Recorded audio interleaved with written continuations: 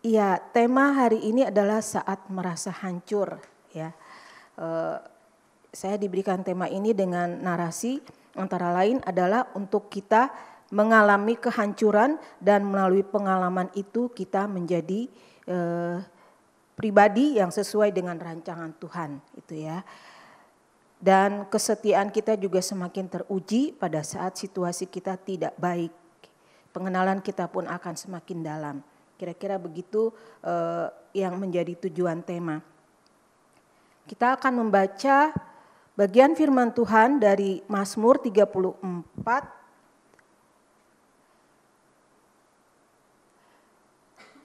ayat 1 sampai 11.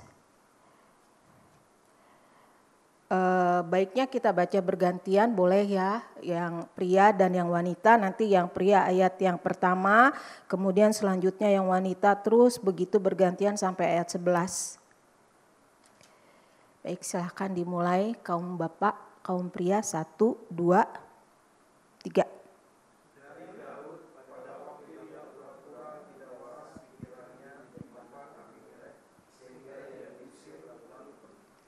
Aku hendak memuji Tuhan pada segala waktu, pujian-pujiannya tetap di dalam mulutku.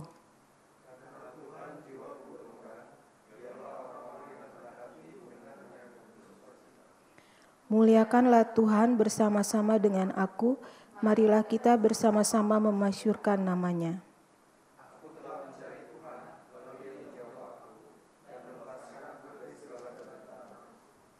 Tujukanlah pandanganmu kepadanya dan mukamu akan berseri-seri dan tidak akan malu tersipu-sipu.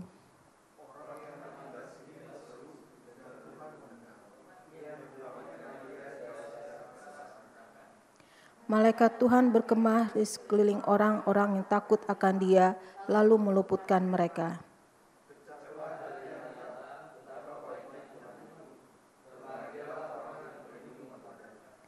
Takutlah akan Tuhan, hai orang-orang yang kudus, sebab tidak berkekurangan takut akan Dia.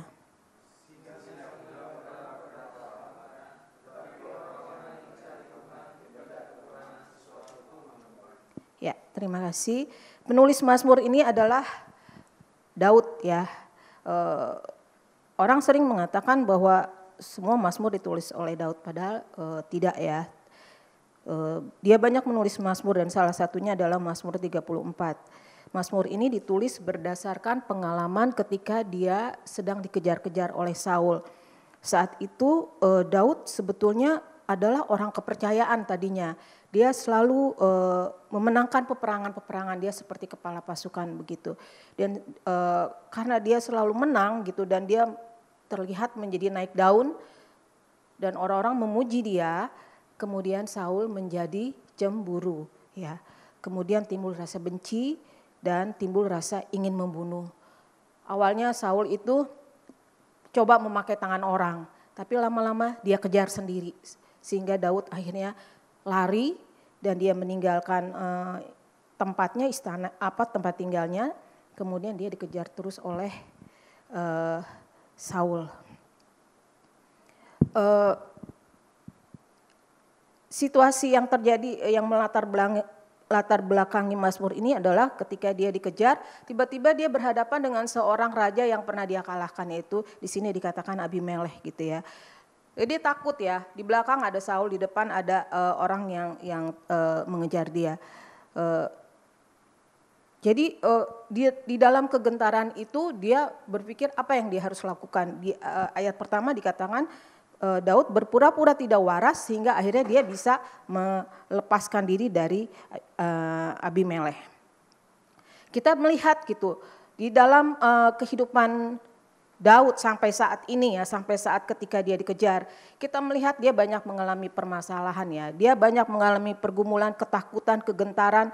Dia banyak mengalami itu semua, tapi dia adalah sosok orang yang selalu mengandalkan Tuhan. Orang yang selalu percaya bahwa hidup dia tidak akan dia lewati tanpa kasih karunia Tuhan. Dan itu akan kita lihat dalam semua mazmurnya. Kemudian kita akan melihat juga di dalam kehidupannya selanjutnya. Bagaimana dia jatuh bangun, bagaimana keluarganya hancur. Bagaimana bahkan anaknya sendiri memberontak terhadap dia, mengkudeta dia sehingga dia harus lari. Itu semua kita akan lihat bahwa dia konsisten dengan imannya dia, pengandalannya kepada Tuhan. Daud adalah seorang yang tahu bahwa dia tidak bisa hidup tanpa kasih karunia Tuhan. Waktu dia susah, waktu dia senang, waktu dalam keadaan pun apapun dia tahu bahwa itu semua dia dapatkan atau dia dapat lalui karena ada Tuhan bersama dengan dia. Sehingga dalam mazmurnya kita sering membaca ungkapan dia, beberapa diantaranya adalah Allah penolongku, Allah gunung batuku, ya. Ketika dia lari dari gua ke gua bersembunyi di balik-balik gunung, dia walaupun dia aman di balik gunung, tapi dia tahu yang menjadi keamanan dia sesungguhnya adalah Allah. Maka dia katakan Allah gunung batuku, tempat persembunyianku. Dan ini adalah pernyataan iman Daud. Kita saat ini tidak sedang membahas Daud sebagai sosok yang hebat ya, karena dia manusia biasa. Dia kuat karena Tuhan kasih karunia, kasih kekuatan melalui kasih karunia Tuhan ya. Tapi kita coba belajar dari apa yang dia lakukan untuk kita juga bisa melakukan seperti itu. Karena Daud itu sama-sama kita. Manusia juga yang berdosa juga, kasih karunia yang ada pada Daud ada pada kita. Tapi mungkin yang bisa mungkin berbeda adalah sikap kita ketika kita berhadapan dengan masalah. Mungkin bisa berbeda, tapi bisa sama kalau kita boleh memberikan respon yang benar. Ya. Mazmur ini berisi curahan hati Daud tentang Allah yang selalu menyertai dia. Mari kita lihat bagaimana mengalami hati yang hancur, ya, mengalami kegentaran, mengalami ketakutan, keadaan terhimpit bersama Tuhan, ya, melalui renungan pada siang hari ini. Ayat yang pertama, ya, Mazmur ini ditulis berdasarkan situasi Daud dalam pengejaran yang tadi kita sudah sampaikan bahwa di belakang ada Saul, di depan ada Raja Ahis atau Raja Abimelech. Itu kita bisa lihat kisahnya di 1 Samuel 21. Daud merasakan bahwa situasi ini walaupun dia mempunyai hikmatnya sendiri ya, mengatasi masalahnya sendiri dengan berpura-pura tidak waras, tapi dia tahu bahwa dia aman karena perlindungan Tuhan. Kemudian kita lanjut ke bagian yang kedua. Ayat 2 dan 3 ya. Dikatakan di situ, aku hendak memuji Tuhan pada segala waktu, pujian-pujian kepadanya tetap di dalam mulutku. Karena Tuhan jiwaku bermegah, biarlah orang-orang yang rendah hati mendengar dan bersuka cita. Daud mengatakan, aku hendak memuji Tuhan pada segala waktu ya. Dia tidak mengatakan, aku hanya akan memuji Tuhan waktu saya takut. Atau waktu saya lagi senang, saya baru memuji Tuhan, tapi dia katakan di segala waktu. Artinya di waktu susah, di waktu senang, di waktu sakit, di waktu sehat, di waktu cukup, di waktu kurang, dan di segala waktu. Dan pada bagian selanjutnya dia katakan pujian-pujian kepadanya tetap ada di dalam mulutku. Itu tidak akan hilang dari mulutku. Dia itu akan tetap ada dan dia akan memuji Tuhan di segala waktu. Sebagian kita mungkin akan merasakan kebaikan pada saat kita nyaman dan senang ya. Tapi sebagian lain, ada juga sebagian orang yang akan merasakan kebaikan Tuhan pada saat susah. Kita berbeda-beda, sering saya berhadapan dengan orang berbeda-beda.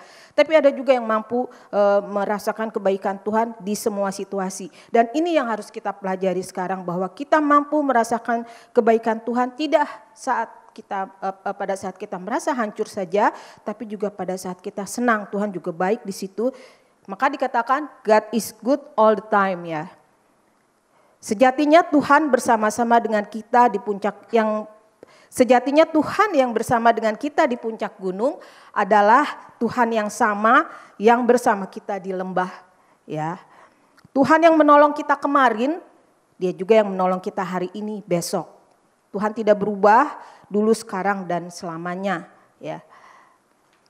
Di dalam situasi apapun dia selalu hadir bagi kita. Kenapa dia selalu hadir bagi kita? Dalam Imamat 26 ayat 12 dikatakan, aku akan selalu bersama-sama dengan kamu karena aku Allahmu dan engkau adalah umatnya. Ya, dia selalu hadir bagi kita karena dia Allah kita dan kita adalah umat tebusannya.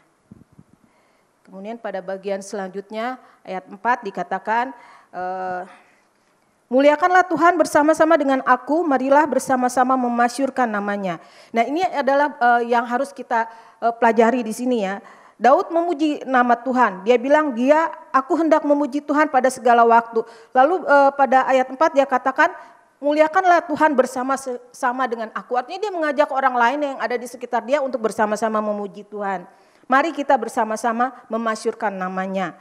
Ya, dan ini yang seringkali kita lupa ya, seringkali kita menikmati Tuhan sendiri, tapi di sini kita belajar bahwa mari kita menikmati Tuhan, memuji Tuhan bersama dengan orang lain yang ada di sekitar kita. Saat dalam kesusahan Daud tidak fokus pada kesusahannya, tapi ia justru mengajak orang lain untuk bersama memuliakan Tuhan. Lalu pada bagian selanjutnya kita akan melihat ayat 5 dan ayat 7. Saya akan bacakan. Aku telah mencari Tuhan lalu ia menjawab aku dan melepaskan aku dari segala kegentaranku. Kemudian ayat 7 kita akan membaca, orang yang tertindas ini, yaitu Daud ya, orang yang tertindas ini berseru dan Tuhan mendengar, ia menyelamatkan dia dari segala kesesakannya. Kita coba perhatikan di sini bahwa kata kerja mencari, maka Tuhan melakukan pekerjaan atau kata kerjanya ia menjawab ya. Dalam ayat 5, saat aku mencari Tuhan, ia menjawab dan melepaskan dari ketakutan. Dalam ayat 7, saat aku berseru, ia mendengar dan menyelamatkan. Artinya Tuhan tidak pernah meninggalkan orang yang berharap kepadanya. Ini adalah pengalaman yang dialami oleh orang yang selalu berteriak memanggil nama Tuhan dan mengandalkan Tuhan. Dia pasti akan mengalami bahwa Tuhan tidak akan pernah meninggalkan dia. Dan ini pula yang menjadi dasar untuk memuji Tuhan di segala waktu. Karena ia adalah penolong dan penyelamat kita. Kemudian kita akan lihat bagian selanjutnya ayat 8. Ayat 8 dikatakan, malaikat Tuhan berkemah di sekeliling orang yang takut akan dia lalu meluputkan mereka. Perlindungan Tuhan nyata bagi orang-orang yang takut akan dia. Bukan hanya bagi saya saja tapi juga bagi orang-orang yang takut akan dia. Sehingga Daud ingin mengatakan kepada kita semua, melalui firman ini kepada kita semua bahwa perlindungan Tuhan itu bukan hanya buat kita tapi juga bagi orang-orang yang takut akan dia. Ini merupakan satu kesaksian yang kita boleh sampaikan kepada orang lain juga bahwa jikalau kita takut akan Tuhan maka perlindungan Tuhan akan ada bagi kita semua. Lalu pada bagian selanjutnya kita akan masuk pada bagian ke-9. Ayat 9 dikatakan, kecaplah dan lihatlah betapa baiknya Tuhan itu. Berbahagialah orang yang berlindung padanya. Ini ada lagunya ya. Lagunya enak sekali. Tadinya saya sebenarnya pengen mengingatkan Citra coba laguin tapi lupa gitu, baru di sini baru ingat. Tapi kata-kata ini bagus sekali ya. Kecaplah dan lihatlah. Kata kecaplah, kita kalau mengecap itu berarti kita menggunakan apa? Lidah ya. Indera perasa yang ada di lidah, karena kita tidak bisa mengecap dengan tangan, walaupun di sini ada indera perasa, kita bisa merasakan dingin atau panas atau halus atau kasar, tapi kalau mengecap itu hanya bisa dilakukan melalui lidah. Lalu kata kecaplah dan lihatlah, ya, kata kecaplah ditempatkan sebelum lihatlah. Karena mengecap artinya kita mengalami sesuatu dan itu akan menuntun kita kepada pengetahuan. Bukan sebaliknya, bukan tahu dulu baru mengerti gitu ya. Tapi mengalami dulu baru mengerti. Terus yang menarik itu adalah tadi ya bahwa kecap itu hanya dapat dilakukan oleh lidah. Lidah ini ada berbagai saraf gitu ya, urat saraf yang bisa membuat kita dapat merasakan berbagai rasa ya. Dan ketika kita merasakan sesuatu rasa, makanan atau minuman, rasa itu akan mengirimkan ke otak dan menerjemahkannya menjadi rasa manis, pahit, asin, asam atau tawar ya. Dan begitulah hidup yang kita rasakan ya. Hidup tidak selalu manis, tidak selalu pahit. Pengalaman kita tidak selalu asin atau asam, tidak juga selalu tawar. Seperti lidah, berbagai rasa kita rasakan ya. Kita alami sepanjang hidup sampai hari ini ya.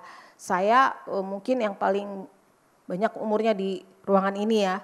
Jadi manis, asin, tawar dan pahitnya hidup lebih banyak mungkin yang saya rasakan dibanding dengan Bapak Ibu yang lain gitu ya. Dengan baik apalagi yang masih muda-muda ya, belum banyak yang dirasakan. Tapi percaya saja kita akan merasakan itu, karena itu harus kita rasakan sebagai orang-orang percaya ya. Sebagai orang percaya kita harus merasakan itu bersama-sama dengan Tuhan.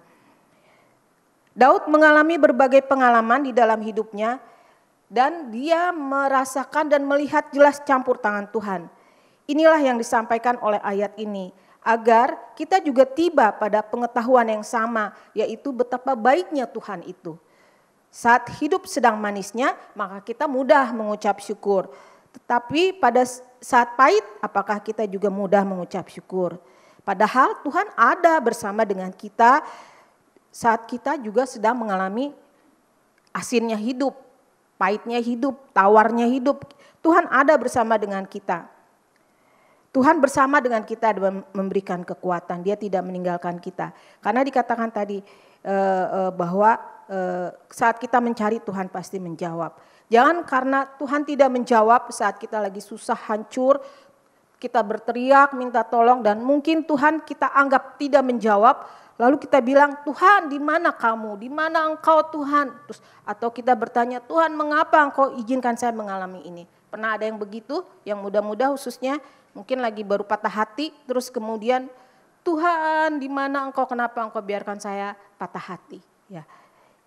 Kadang-kadang kita bisa bertanya seperti itu, menganggap Tuhan tidak ada, menganggap Tuhan tidak mengasihi kita, menganggap bahwa kita sudah ditinggalkan. Coba kita belajar, jangan bertanya mengapa, tapi tanyakan untuk apa Tuhan saya mengalami ini. Karena setiap kesulitan pasti ada tujuannya. Ya. Kesusahan setiap orang percaya pasti mendatangkan kebaikan untuk bertumbuh, untuk menjadi dewasa dalam iman, untuk menjadi serupa dengan gambaran Kristus, untuk menjadi kuat, untuk bisa menjadi berkat untuk orang lain ketika kita mengajarkan hal-hal yang sama atau menyaksikan hal-hal yang sama kepada orang lain. Dalam Roma 8 ayat 28 sampai 29 dikatakan, kita tahu sekarang bahwa Allah turut bekerja dalam segala sesuatu untuk mendatangkan kebaikan bagi mereka yang mengasihi Dia, yaitu bagi mereka yang terpanggil sesuai dengan rencana Allah. Sebab semua orang yang dipilihnya dari semula, mereka juga ditentukannya dari semula untuk menjadi serupa dengan gambaran anaknya. Ya, semua hal yang pahit, yang tidak menyenangkan, hal-hal yang membuat kita hancur, itu Tuhan ada di situ dan Dia bekerja di dalam segala sesuatu itu untuk mendatangkan kebaikan. Kebaikannya apa sih? Di dalam ayat 29 dikatakan untuk kita menjadi serupa dengan gambaran anaknya. Kita adalah semua orang yang sudah dipilih, orang yang sudah ditebus, yang sudah ditentukan sejak semula. Oleh karena itu Tuhan ingin kita menjadi serupa dengan anaknya, semakin hari semakin serupa dengan gambaran Kristus ya. Dalam Yeremia 18 ayat 4 sampai 6 saya bacakan. Apabila bejana yang sedang dibuatnya dari tanah liat di tangannya itu rusak, maka tukang periuk itu mengerjakannya kembali menjadi bejana yang lain menurut apa yang baik pada pemandangannya. Masakan aku tidak dapat bertindak kepada kamu seperti tukang periuk ini, hai kaum Israel?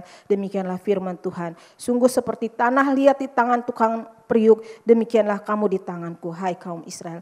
Ini adalah saat ketika Nabi Yeremia disuruh suruh Nabi Yeremia ke seorang tukang periuk untuk melihat bagaimana seorang tukang periuk itu bekerja.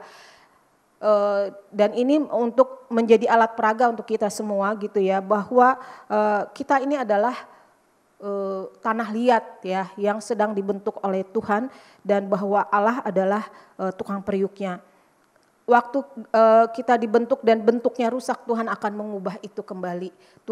Tuhan akan menjadikannya menjadi bentuk yang baru. Seorang tukang periuk ketika dia mengambil tanah liat dan ketika dia mau mengerjakannya di pikirannya sudah ada niat, sudah ada tujuan. Saya mau buat apa? Apakah dia mau buat bejana atau dia mau buat tempat air minum atau mau dia buat apapun itu dia sudah ada gitu. Tapi ketika itu kemudian menjadi rusak dia akan ambil lagi gitu ya, kemudian dia bentuk lagi. dibentuk ulang ya, dibentuk ulang menjadi bentuk yang lebih baik, yang rusak diperbaiki.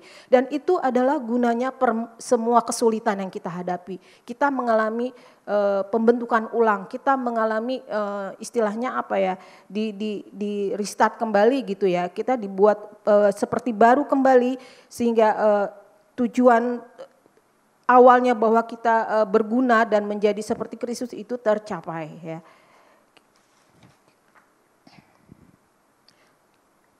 Lalu pada bagian selanjutnya dikatakan ayat 10 sampai 11.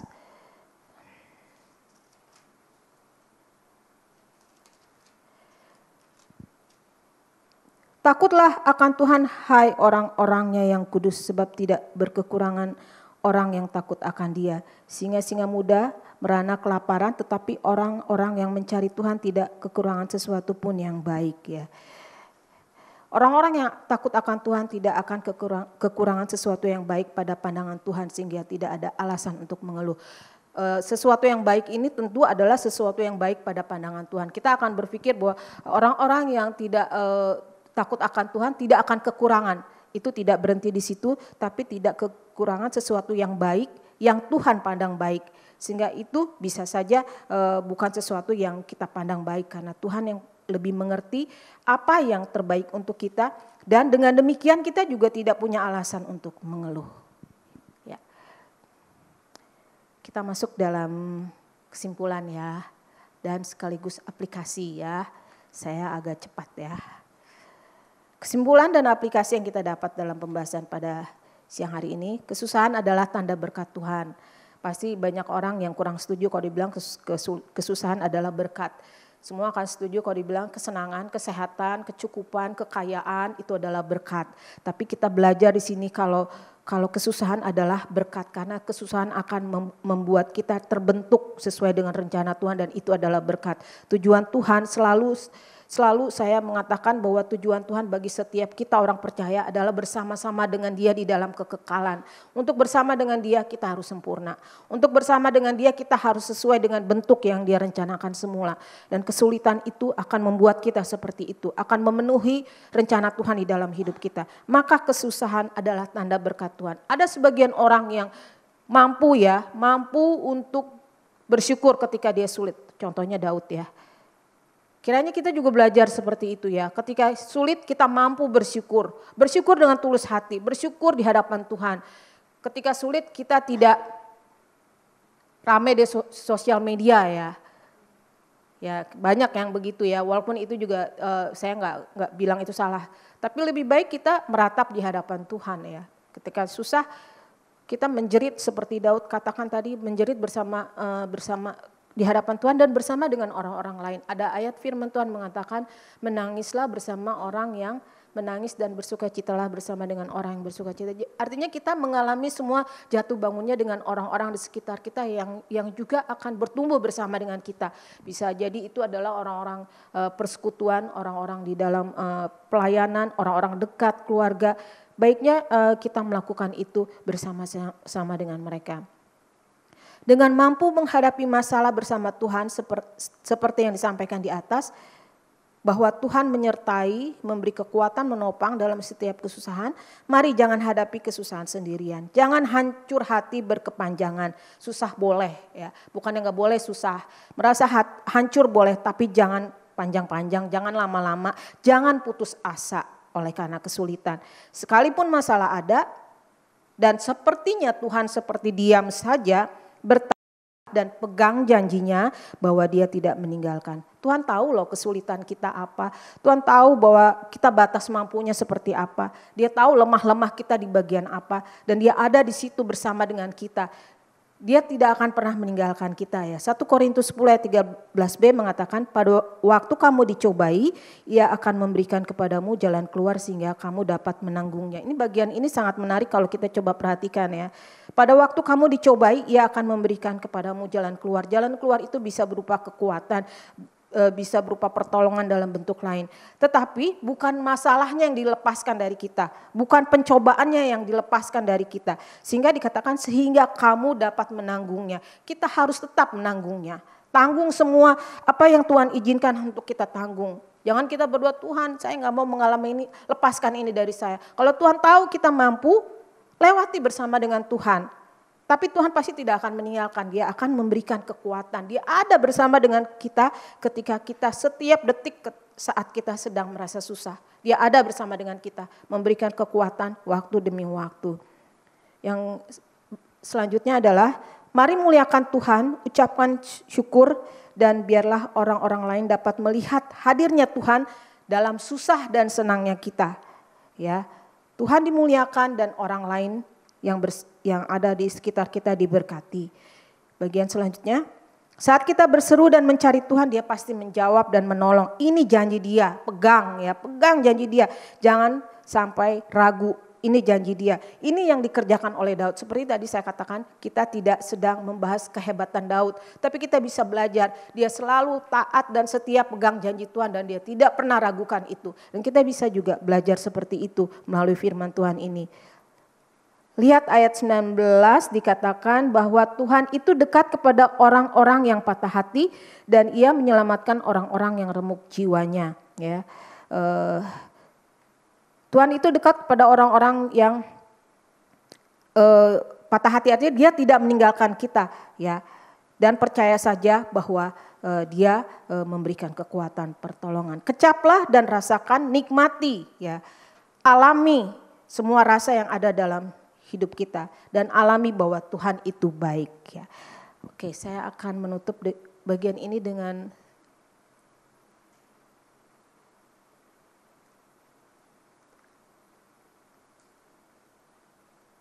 Oke, nggak keluar ya. Oke. Ada ayat dalam Ratapan 3 ayat 21 sampai 23 dikatakan, namun demikian di saat-saat tergelap yang dialaminya, Yeremia berkata, hal-hal inilah yang kuperhatikan. Oleh sebab itu aku berharap tak berkesudahan kasih setia Tuhan, tak habis-habisnya rahmatnya selalu baru, tiap pagi besar kesetiaanmu. Ya. Ini dikatakan oleh Yeremia pada saat yang tergelap di dalam kehidupan dia. Dia percaya bahwa kasih setia Tuhan tidak berkesudahan, bahkan rahmatnya selalu baru setiap pagi, ya. Bukan rahmat yang kemarin, sisa kemarin masih ada hari ini, tidak, selalu baru setiap pagi. Lalu dalam Matius 6 ayat 34 dikatakan, jangan kamu khawatir akan hari besok, karena hari besok mempunyai kesusahannya sendiri. Kesusahan sehari cukuplah untuk sehari. Rahmat Tuhan selalu baru setiap pagi. Mari kita lewati hari demi hari, sehari demi sehari di dalam kasih setia Tuhan. Kesusahan sehari cukuplah untuk sehari saja. Maka kita akan mengalami bahwa Tuhan tidak berubah, kasih setianya tidak berkesudahan. Tuhan memberkati, kiranya ini menjadi kekuatan dan dapat menolong kita pada saat kita mengalami saat-saat yang sulit dalam hidup kita. Dan kiranya ini juga menjadi cara di mana kita boleh berubah dan terbentuk sesuai dengan rencana Tuhan. Mari kita berdoa.